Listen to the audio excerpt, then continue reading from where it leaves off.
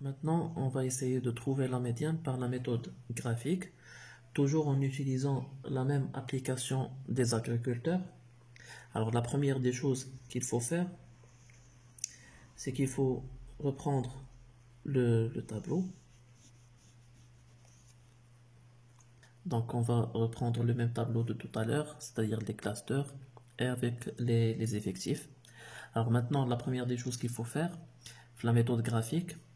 Alors, on va essayer de faire de calculer les NI cumulés croissants et les NI cumulés décroissants. L'objectif, c'est quoi? L'objectif, c'est de tracer une courbe cumulative croissante et une autre cumulative décroissante pour trouver l'intersection qu'on va par la suite projeter sur l'axe des abscisses pour déterminer la médiane. Alors maintenant, la première des choses, c'est de calculer le NI cumulé croissant. Donc, comme on avait fait tout à l'heure, 144, 377, 831 et 1000. Et pour le NI décroissant, comme vous le savez, on commence par le grand N, c'est-à-dire 1000. 1000 moins 144, on va utiliser la calculatrice. Alors, 1000 moins 144, ça fait 856. Moins 233, ça fait 623.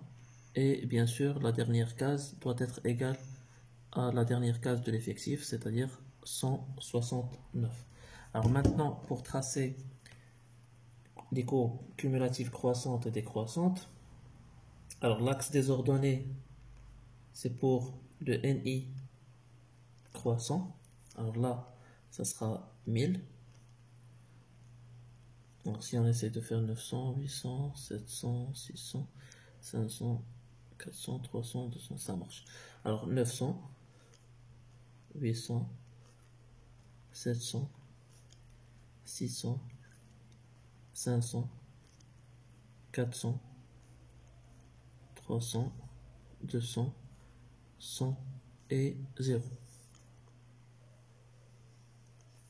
Et l'axe des abscisses, bien sûr, comme d'habitude, il sera pour la valeur du caractère, c'est-à-dire pour les heures, on va mettre XI. Alors XI, bien sûr, c'est 20, 40, 60 et 80.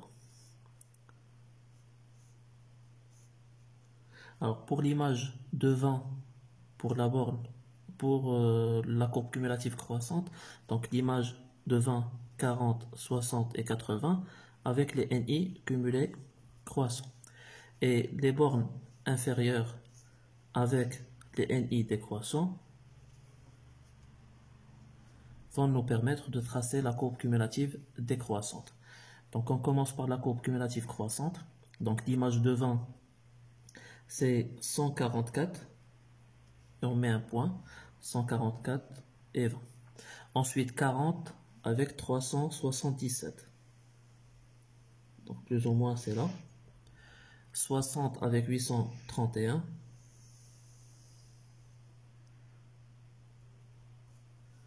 Et 80 avec 1000. Voilà. Et puis par la suite, on essaie de relier les points à la main sans utiliser la règle. Alors maintenant, on va essayer de tracer la courbe cumulative décroissante. Donc l'image de 0, c'est 1000. Le premier point ici.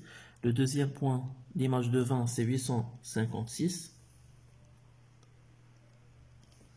Troisième point, l'image de 40, c'est 623. Et l'image de 60, c'est 169. Et puis par la suite, on essaie de relier des points à la main, comme on avait fait pour la courbe cumulative croissante. Et puis par la suite, on trouve l'intersection.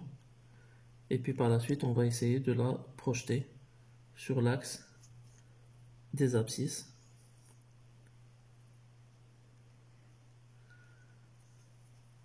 Ce qui nous donne plus ou moins la moitié entre 40 et 50. Donc comme la méthode algébrique, le mode est égal à 45,41 heures par semaine.